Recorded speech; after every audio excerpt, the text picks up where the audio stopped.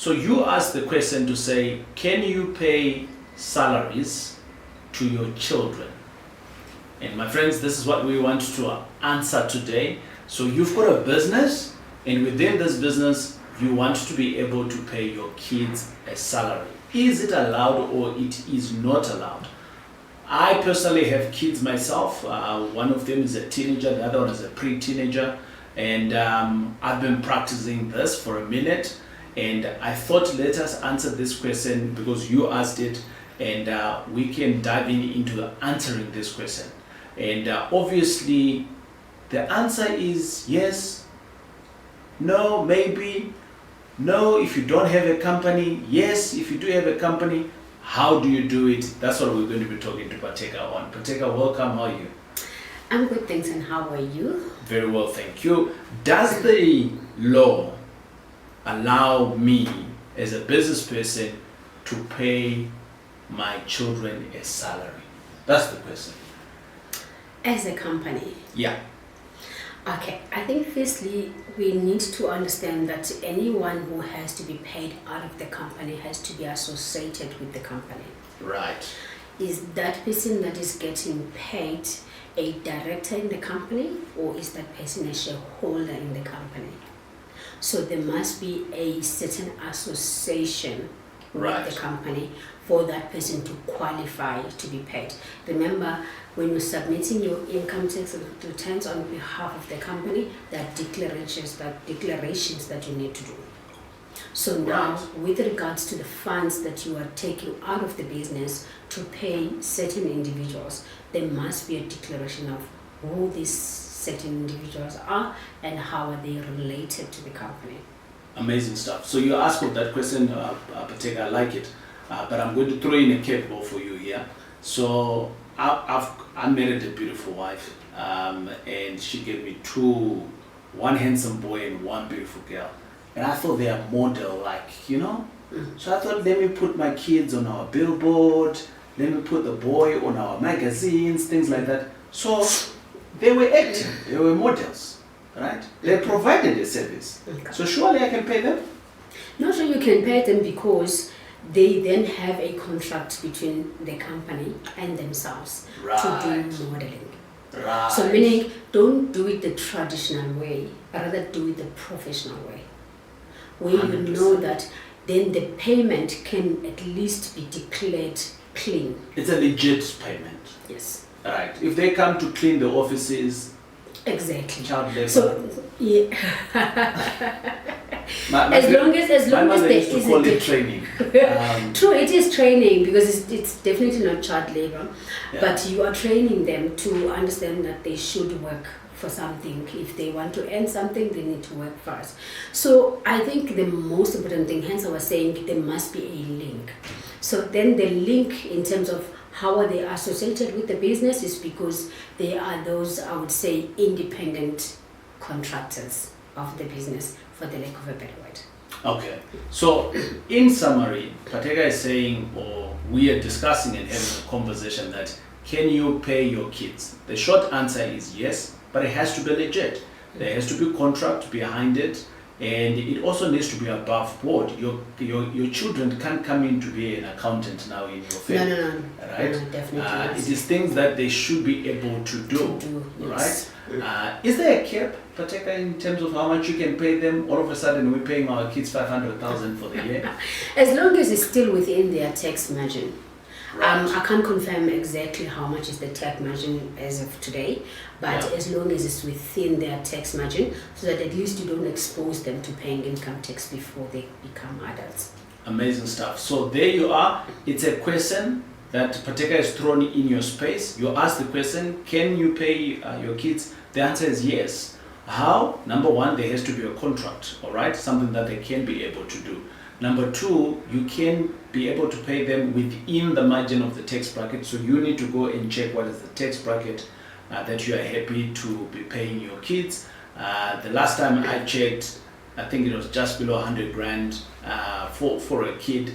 But you can go and check with your accountant. We are not here to spoon feed you. We are here to give you the right information, the guidelines, so that you can go and dive in and utilize it for your own purposes. But this same viewer that asked us this question, Pateka, they had a follow-up question. And the reason why I just broken it down is so that we can build on to the answer. If you're in property investment, at some point or the other, you have had to evict someone.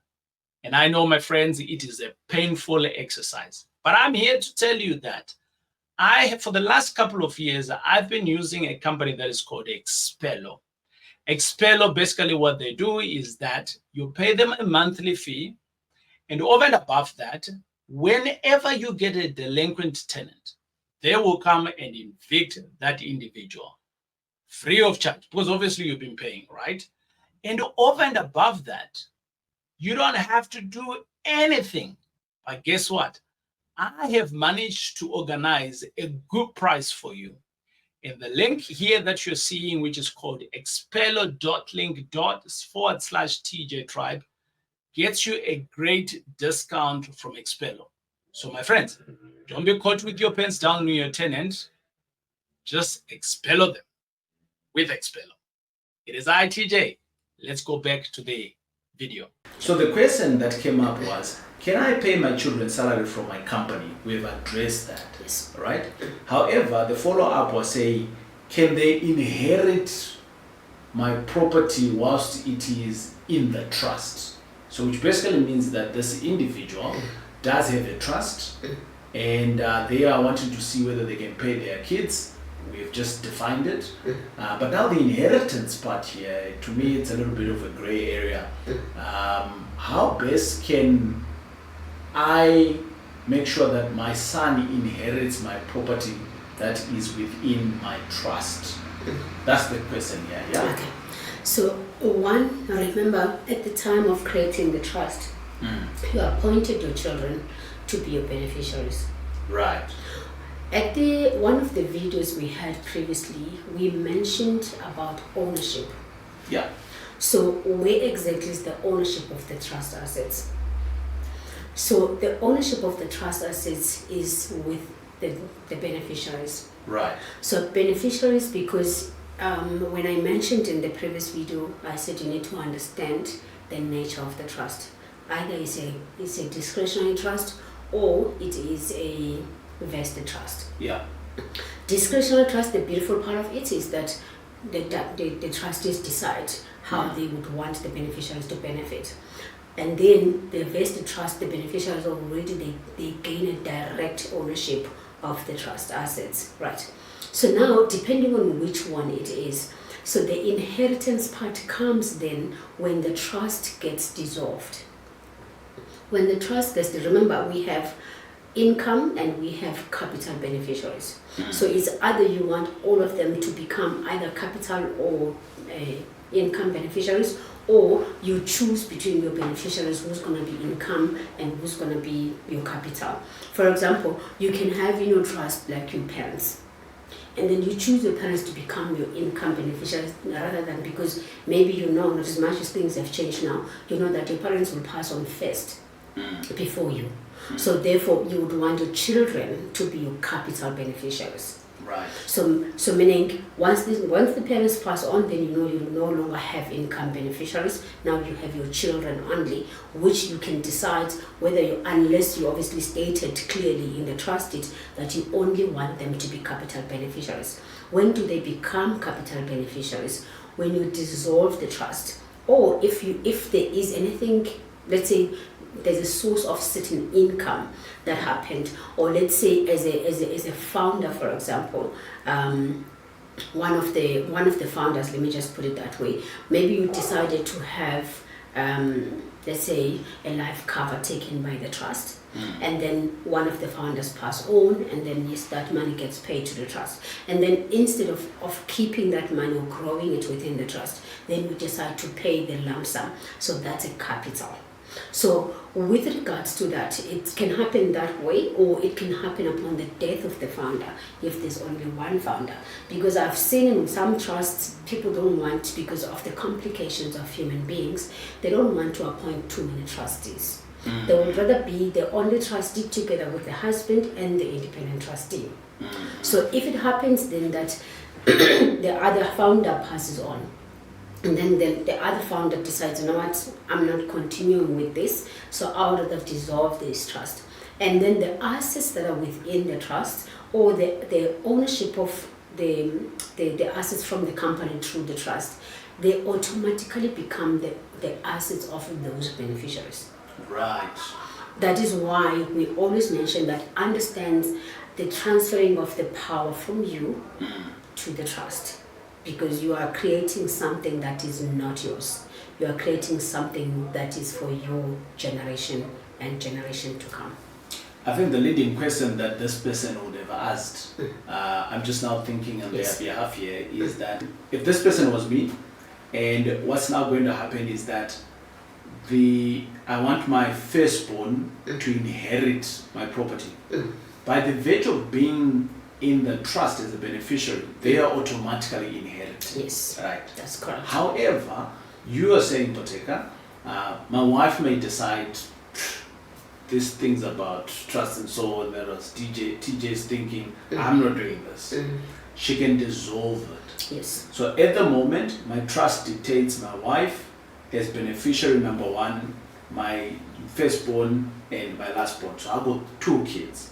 So you are saying that once she dissolves it, so the assets that are within this trust will be their assets, inheritance, I would say. right. So they will be spread amongst these 3 people. That's correct. How, this is the leading question now, how would they be spread through amongst these 3 people? Is it equally? Does the mother get a bigger share because she was the founding member? What's the practicality? It doesn't, because now if for example you die without a will, that's when we say if you're married in a commutative property, then the 50% chunk goes to the wife. Yeah. Then the other 50%. But this is in a trust. Yes. And this is dissolving the trust. So it doesn't work that way. It doesn't work the way of not having a will and married in. Right. Then everyone that is your wife and the 2 kids, they will inherit equally. Okay, because they're par here, they're all beneficiaries. Exactly. Yes. Right. Okay, amazing. There's no wife here where you say, yes. no, the 50% is mine. No. Right. I got that. I get. Did you guys get that? Okay, let me know in the comments if you got that. To me, it was pretty clear. The relationships that you had before that in the trust doesn't count because all of you are beneficiaries. So basically, if you got 15 beneficiaries, they're all split on 15. 50-50, yeah. I mean, equally amongst themselves. Yes. Amazing stuff. My friends, it's been great hanging out with you. And if you got any other question, particularly as our resident legal attorney, and if you do have any questions, you can let us know in the comments. But above that, do not wait to have challenges to reach out to Partaker. Firstly, if you're just thinking of doing some stuff and you want to protect yourself, just reach out and say, how do I protect myself from this? I've been seeing people doing contracts, shady contracts. They go to CNA. I'm not hating on CNA. I'm not saying that, but I'm just saying that when you see some of these templates floating around, just check, are you protecting yourself? And check in with her, and she might just give you 2 cents and say, change this. And there you are, you run with your CNA, whatever. CNA is the word that just came into my mind. Does CNA still survive? Is it still there? It's still there, but I don't know if it still has the contracts. I've seen some contracts that are written CNA. We've seen a lot of them, yeah. Right, I'm not hating on CNA. Love stationery, buying stationery from there. I'm just saying, consult with the pro. Alright, it is I, your boy TJ. Let's check you out on the next video right here on the TJ Tribe.